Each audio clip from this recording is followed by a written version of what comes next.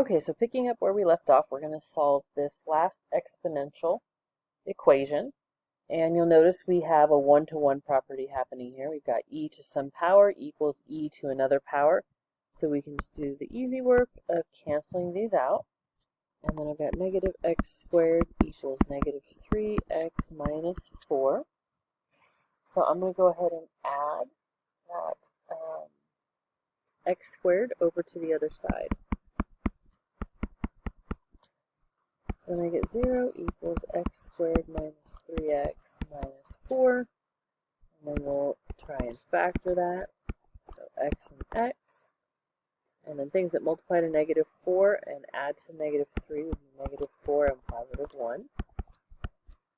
And then our solutions from those factors are going to be x equals 4 and x equals negative 1. Now keep in mind this is an exponential equation. We can plug anything we want in for our exponent here. It doesn't have the limitations like logarithms do, where you can only take logs of positive numbers. So we don't have to check for extraneous solutions. Okay, so let's keep moving on.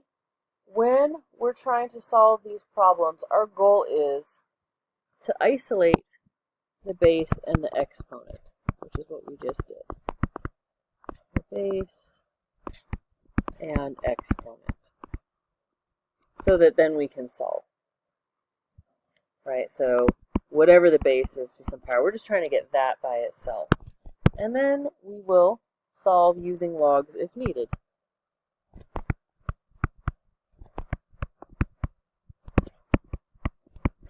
And they're only going to be if needed if we can't find a common base.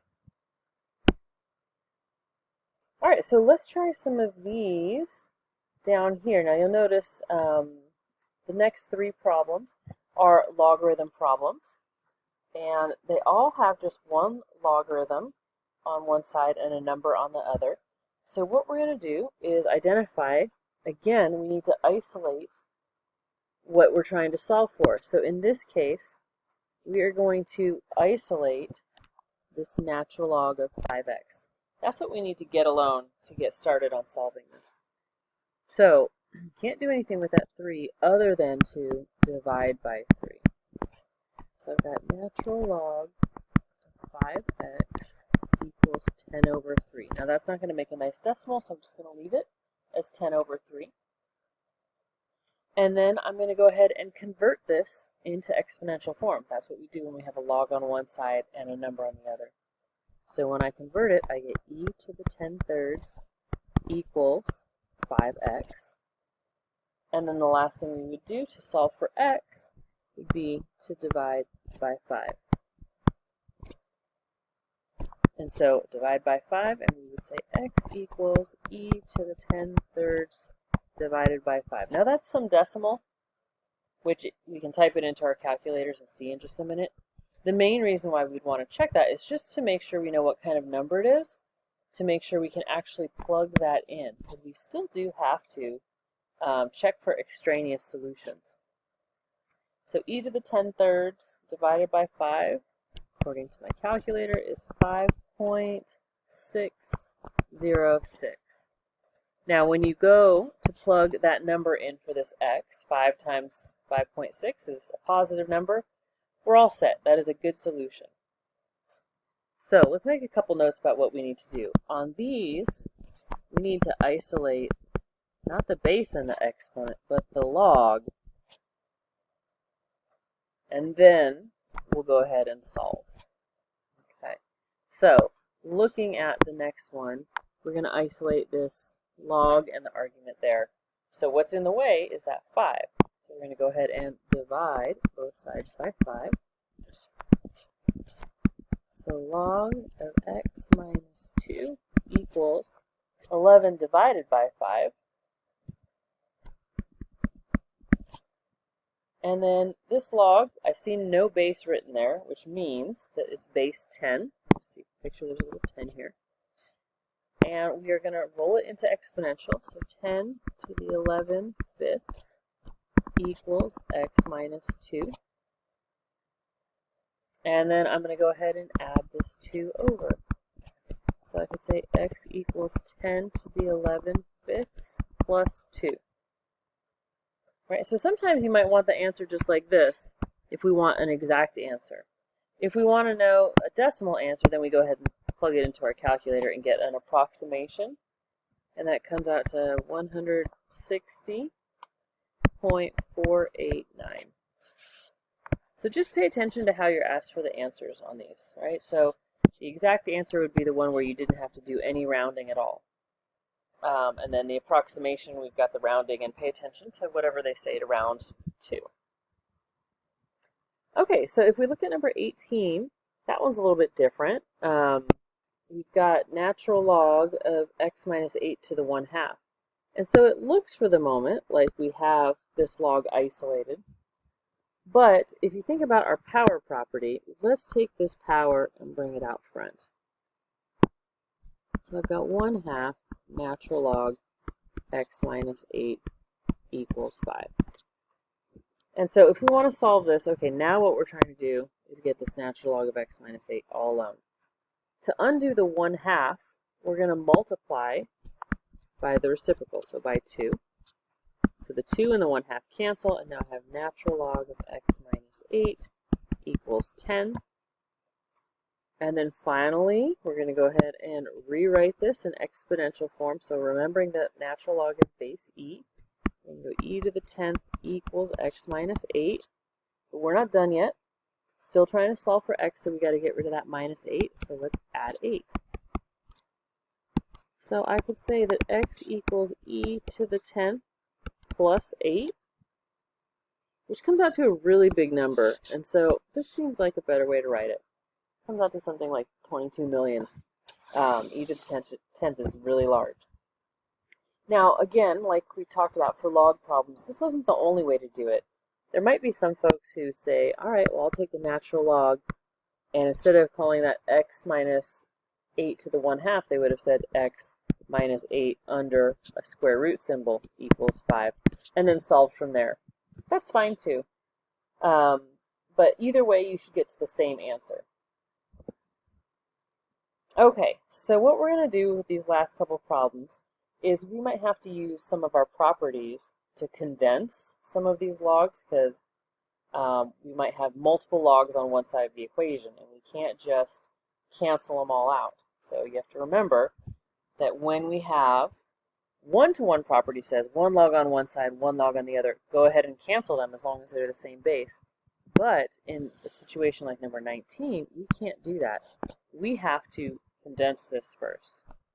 So we'd say log base 6, and then since this is joined with subtraction, we'll have division here. And I got 3x plus 14 on top and 5 on the bottom. And then log base 6 of 2x. All right, now that we got it condensed to a single log on both sides, we can go ahead and cancel out those logs using the one-to-one property. And then I've just got 3x plus 14 over 5 equals 2x. And then the fraction is what's kind of messing things up here. So instead of having this dividing by 5, let's multiply both sides by 5. The whole point was to get the denominator to disappear. So I've got 3x plus 14 equals 10x. Keep on solving. Subtract your x's to one side. 14 equals 7x. Divide by 7. So x equals 2. And then don't forget to check for those extraneous solutions, right? We can only take logs of positive numbers. So just make sure that if you go to plug it back in for every x, that you're not taking the logarithm of a non-positive number here. So if I plugged in 2 to that first expression, 3x plus 14, that's positive. If I plug in 2 to 2x, that's positive. So we are good. All right, this is a good time to pause and try this next one on your own. Notice that we have 2 logs on one side and a number on the other. So we're not going to use the one-to-one property, but we are still going to condense those 2 logs. So go ahead and pause and give it a try. When you get stuck, come back and check in. Okay, so what we're going to do is we're going to condense these 2 to 1. So they are joined by addition, which means we have the product property. So it's 5x times x minus 1 equals 2. While we're here, let's go ahead and just multiply that. So it's 5x squared minus 5x. Clean that up. Now we got a log on one side and a number on the other. So we can't use one-to-one property. We're going to have to rewrite it in exponential. And when you see a log with nothing written in the base, if it says log, it's base 10. So let's roll it into exponential. 10 squared equals 5x squared minus 5x. Well, 10 squared is just 100. And if this is a quadratic, we want to subtract this to the other side so we can solve. So I've got 0 equals 5x squared minus 5x minus 100. Now I see right away there's the GCF in there, and getting it out of the way could really help us to factor this. I'm going to take the 5 out. I've got x squared minus x minus 20. Okay, let's keep trying to factor. I think that factors nicely. X and x, things that multiply to 20 and are 1 apart, are 4 and 5. And then we need the x here to be negative, so minus 4 plus 5. Alright, so when we think about our solutions, we really don't care about this 5 here. That doesn't tell us any solution at all. But we could say x equals negative 4 and positive 5. So remember, we have to check for those extraneous solutions. We're not allowed to take logarithms of non-positive numbers. If I try to plug in negative 4 here, that would make me take the logarithm of negative 20. That is no good. Can't do that. Now, if I plug in the 5, that would give me 25. And if I plug in the 5 for this x as well, that gives me 4. So that's good. Those are both positive numbers. We're set. So x equals 5. Negative 4 is an extraneous solution. Okay, so what I want y'all to do is pause here, try a couple of these, and then come back and check the solutions. I'll show them worked out. And if you have any questions, make sure you come see me. Okay, so I've got the work here for the last 3 problems. Hopefully you tried them on your own and you can see what's going on. On 21, once you get through all the algebra and you actually FOIL everything out and set your quadratic equal to 0, remember you can't factor if there's a negative in front of the x squared, or it's not easy to do so, so we've multiplied by negative 1. And then go ahead and factor that out, and you get your zeros, and then plug them in. So we got x equals 1 and x equals negative 2. Plugging either of those in to our original expression, if I put in 1 for x, 1 plus 3 is 4. If I put in 1 for the second x, 2 minus 1 is 1. That's good. And if I plug in the negative 2, I still get positive numbers in both of those logarithms. So those are both good solutions. On 22, what can be tricky there is knowing what to do with that x cubed and how to solve for it. You're going to take the cube root of both sides, which just gets you the x. And then you're going to cube root the 1 and the 27 on their own. And the cube root of 27 is 3, and the cube root of 1 is 1. And then last but not least, on number 23, do not cancel all the logarithms. We need to condense the ones on the left. And then on the one on the right, we have to use the power property to bring that power of 3 out. And then we can cancel our logarithms. Then we're 1 to 1. And then you're going to solve it like a quadratic. And just check those solutions, because negative 5 was an extraneous solution. When I plug it into both of those natural logs on the left side of the equation, both of those would be negative numbers, and we can't do that. Okay, so get to work on the practice, and we will discuss this next time.